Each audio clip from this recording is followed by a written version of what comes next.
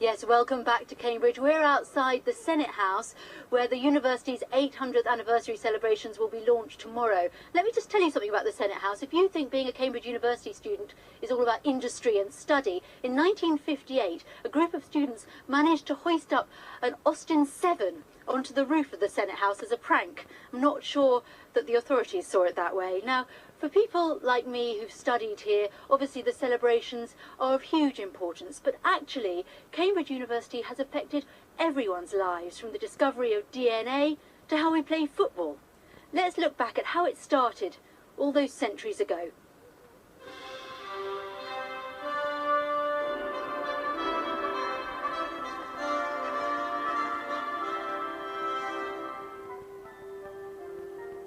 Student life last century, but even this is modern day when it comes to Cambridge University. The first students turned up in the town in 1209 after being kicked out of Oxford.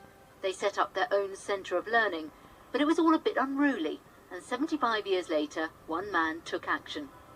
The Bishop of Ely founded the first college, which is here in Peterhouse, as a place where his monks could actually live comfortably. They wouldn't be ripped off by the townspeople, they wouldn't be led astray by the town's young girls, and he could keep a good eye on them.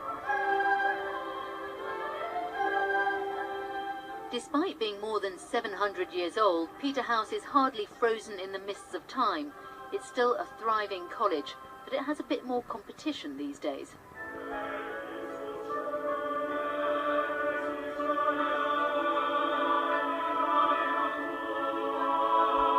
There are now 31 colleges in Cambridge, and the newest kid on the block is Robinson, founded in the 1970s by David Robinson.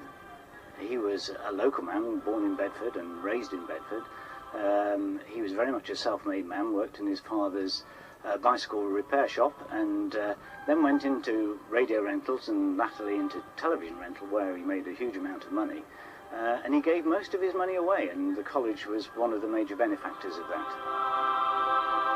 Over the centuries, Cambridge University has produced some of the country's greatest scientists, writers and thinkers.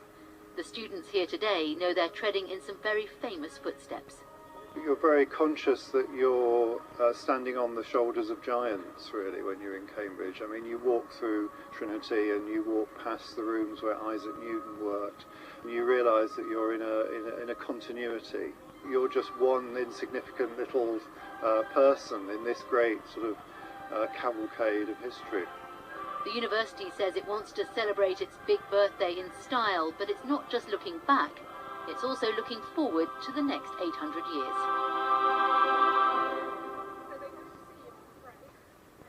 And this is one of the ways it's being celebrated, with the most amazing light show projected onto the buildings here. And I have with me Quentin Blake, the children's illustrator and author, and you've actually done some of these wonderful designs, haven't you? How did that come about? Well, I stay in touch with Cambridge University, and last year I was asked if I would do some drawings, and Newton and Darwin were suggested to me, and in fact my drawings have been getting bigger and bigger in recent years, so I've done them on buildings or printed on the side of buildings, but this is the biggest yet, I think. So it's wonderful to me because these drawings are about this size, and now they're huge, yes, so it's an extraordinary experience to be seeing them here. Obviously you went to Cambridge as an undergraduate and stayed in touch and very close to Cambridge ever since, but how did it feel to be asked to be involved in something marking 800 years? It's almost more than you can cope with, I think, really. No, it's an enormous privilege, and I think I'm very lucky that I happened to turn up on the day, if you know what I mean. Oh, hardly. What does Cambridge mean to you? Well, it's a great memory to me. I mean, it was a huge step forward in my education. I read English here with F.R. Leavis, and it altered my whole attitude towards education and reading. And so it's something that stayed with me like that. But also the atmosphere of the place as well, which was completely new to me at the time. And one can't sort of relive that experience. It stays in your mind. But it's wonderful to come back and visit it again. And last year I was in touch with my college again, and as I have been, but last year I was with the Alumnus Association, and so it's just all rather wonderful as far as I'm concerned. And tomorrow you're going to be here for the celebrations. I think you and I are ringing in the year together, aren't we? We shall be on duty, yes. Quentin, thank you very much. It's I'm my just going to move over here and talk to Ross Ashton, who is the project artist for this. He is the projection artist who works out how to get all these wonderful images onto this incredible backdrop. What's it been like for you doing all of this? Well, it's a real privilege. My work often takes me to places of historical relevance, and you can't get a much richer history than the history of Cambridge University. I mean, 800 years of scientific and artistic achievement, and it's been a privilege to work with the team here to put this together. And how complicated is it to do this? Well, relatively. We like to work with the architecture, so you start with an architectural drawing and you work out how the images are going to fit onto the building. And then it's a matter of manipulating the artwork so that it would all move, which we do with the software that we have here. And obviously it's going live tomorrow. This is just a preview. How long is the light show in its entirety? It runs for 9 minutes, but then it just continuously loops, so that throughout the evening, if you turn up, you'll see a show running. And there's a kind of story being told as well, really, throughout it, isn't there? There's so much history being shown. Absolutely. It's an attempt to give a good taste of the impact that Cambridge has had on the world that we live in now, through its history and through its scientific achievement. Wonderful. Ross Ashton, thank you very much. Well, to mark the anniversary, we're going to be doing a lot more about Cambridge University on Look East next week as well. Here's a taster.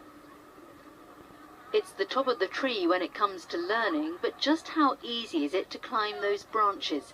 The university's been criticised for not taking enough students from state schools. We'll be looking at how it's trying to change that reputation. We're also going to be talking science. Newton, Darwin, Watson and Crick were all former students, and the university is still at the heart of research in a city that's famed for its scientific success. And 800 years on, we'll be discovering just how much the university has shaped the city. The way Cambridge is built, the layout, even the location of the railway station can all be traced back to the university. Well, that's all from Cambridge for tonight. Just a reminder that that spectacular light show and the ringing in the year ceremony starts at around 7 o'clock here tomorrow night, if you can make it down. But from Cambridge, back to you, Stuart. Susie, thank you very much indeed. Let's see what the weather's going to be like for them. Yes. We'll talk about that in just a moment. But first of all, let's talk about tonight, shall we? There's an awful lot of cloud out there. But I think to start, during Saturday evening and Saturday night, let the sun shine. Years. The Pitt building. Character, says the leader of Huntingdonshire District Council, and not properly thought through. Cambridgeshire County Council says that the proposals would ride roughshod over agreed development plans for this region. Let's be clear, the East of England Regional Assembly and the local councils don't want this many new homes in the region. They very reluctantly agreed the figure of 500,000.